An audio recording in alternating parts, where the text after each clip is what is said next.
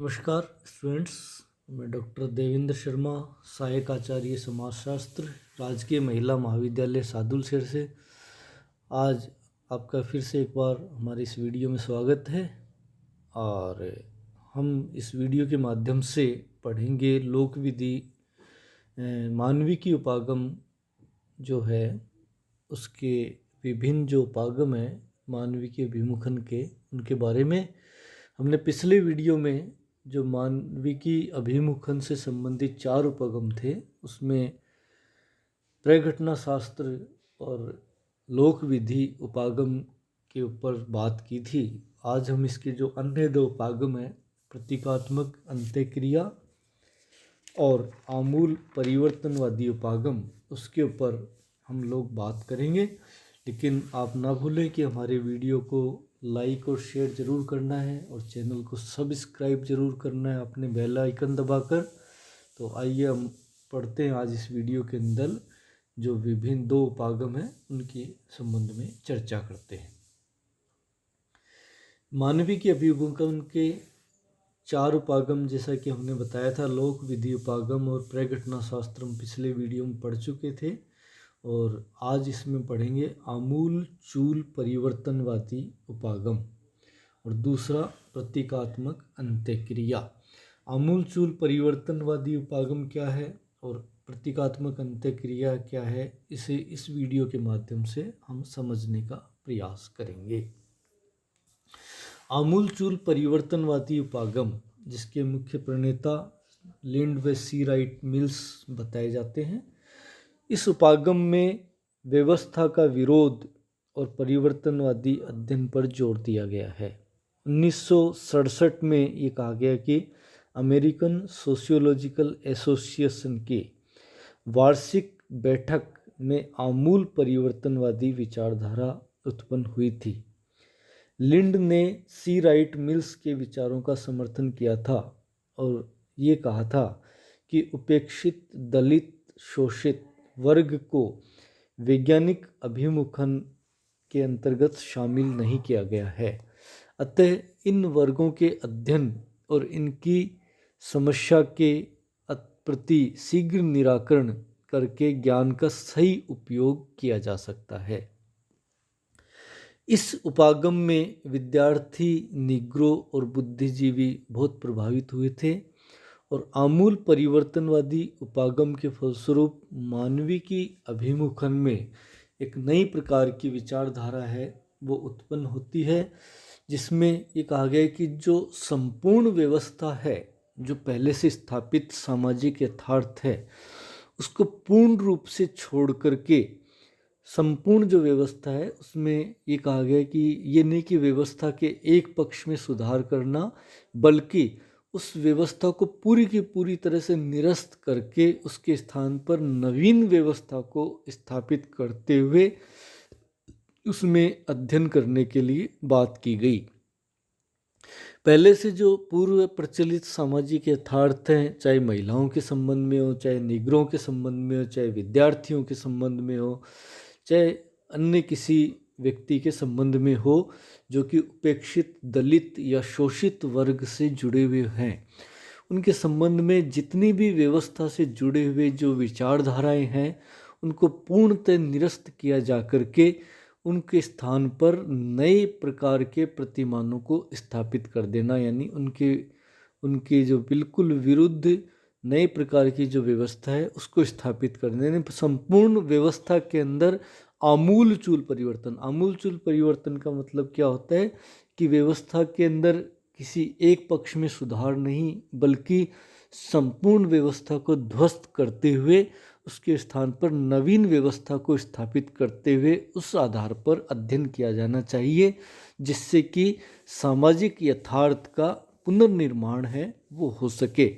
सभी प्रकार के जो यथार्थ हैं उनको ये कहा गया है कि शंका की दृष्टि से पूर्व स्थापित यथार्थों को ये कहा गया है कि नए अर्थ में, नए अर्थ की दृष्टि से देख करके कि वो स्थापित क्यों हुए हैं, उसके स्थान पर ये क्यों नहीं हो सकता, अन्य व्यवस्था के स्थान पर ये व्यवस्था क्यों नहीं हो सकती, उन सभी चीज़ों को ध्वस्त करते हुए और संपूर्ण व्यवस्था के अंदर आमूल चूल परिवर्तन करके उसके आधार पर अध्ययन करने की बात की गई, जो कि आमूल चूल परिवर्तनवादी उपागम है वो कहलाता है। और दूसरा उपागम इसमें प्रतीकात्मक अंत्यक्रिया है, जिसे कि जॉर्ज हर्बर्ट मीड जिसके प्रणेता रहे, जिन्होंने प्रस्तुत किया। इस उपागम में एक आ गया कि संकेत और प्रतीकों के माध्यम से अध्ययन करने की बात की गई। व्यक्ति के व्यवहार को भाषा के सामाजिक पक्ष और हाव भाव के आधार पर समझने के लिए जोर दिया गया। प्रतीकों के अभाव में न तो मनुष्य समाज बन सकता है, न ही व्यक्तियों के बीच में सामाजिक अंत्यक्रिया हो सकती है। अतः सामाजिक यथार्थ को प्रतीकों के माध्यम से ही समझा जा सकता है। प्रत्यक्षवादी पद्धति के माध्यम से सामाजिक यथार्थ को समझना संभव नहीं है। अतः व्यवहार के अंदर भाषा का वह पक्ष जो कि सामाजिक होता है और हाव भाव से जुड़े होते हैं, उनके माध्यम से हमें यथार्थ को समझना होता है। हम इसको एक एग्जाम्पल की सहायता से समझ सकते हैं कि एक जो दुकानदार बहुत ही बुद्धिमान और चालाक किस्म का था, और ग्राहक जैसे ही उसकी दुकान पे आते थे तो उनका बड़ा आव भगत और बड़े मीठे प्यार से करता था और उनको चाय पूछता था। तो ग्राहक मान लो चाय के लिए हामी भर देता है। तो ऐसी स्थिति में जो उसके पड़ोस में जो चाय विक्रेता है, जो कि चाय बनाता है, चाय वाला, उसको उसने समझा रखा था कि यदि मैं उंगली का इशारा चाय लाने के लिए करूं तो चाय देना, और यदि उंगली का इशारा मैं चाय लाने के लिए ना की मुद्रा में करूं तो चाय नहीं लानी है, चाय से मेरी भाषा कुछ भी हो। तो वो जैसे ही ग्राहक आता था जिसको चाय पिलानी होती थी, उसको तो उंगली का इशारा चाय लाने की स्थिति में कहता था, और जिसको चाय नहीं पिलानी होती थी उसको उंगली का इशारा करते हुए ये कहता था कि एक चाय लाना। लेकिन उंगली का इशारा जो बॉडी लैंग्वेज है उसके विरुद्ध होती थी, और चाय वाला उस संकेत को समझ जाता था। अर्थात यहाँ पर जो भाषा है, व्याकरण वाला पक्ष जो प्रस्तुत किया गया है, वो उसका अर्थ एक है, लेकिन जो भाषा का सामाजिक पक्ष है, यानी जो हाव भाव से जुड़ा हुआ है, वो अलग है। तो ऐसी स्थिति में जो हमें सामाजिक यथार्थ है वो हाव भाव या प्रतीकों के माध्यम से या भाषा के सामाजिक पक्ष के माध्यम से समझने की बात है, वो यहाँ पर की गई है। इस प्रकार से वैज्ञानिक अभिमुखन और प्रत्यक्षवाद के विरोध में मानविकी अभिमुखन में विषयपरक अध्ययन पद्धति का विकास हुआ। वर्तमान समाजशास्त्र में अध्ययन की दोनों विधाएं हैं वो पाई जाती है, परंतु कुछ समाजशास्त्री वैज्ञानिक परिप्रेक्ष्य के आधार पर अध्ययन करते हैं, तो कुछ समाजशास्त्री मानवीय परिप्रेक्ष्य के आधार पर अध्ययन करते हैं।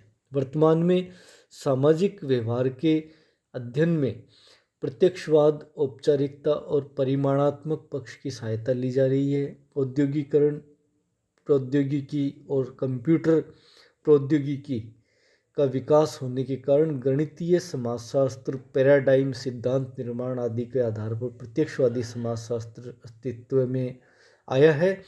परंतु मानविकी अभिमुखन का प्रभाव भी सामाजिक व्यवहार के अध्ययन पर पड़ रहा है।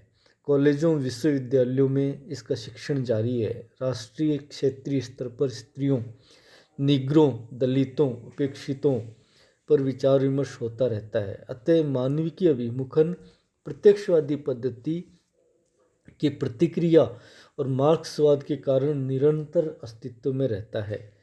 इन दोनों ही अभिमुखनों के विकास की परंपरा लगातार जारी रहेगी।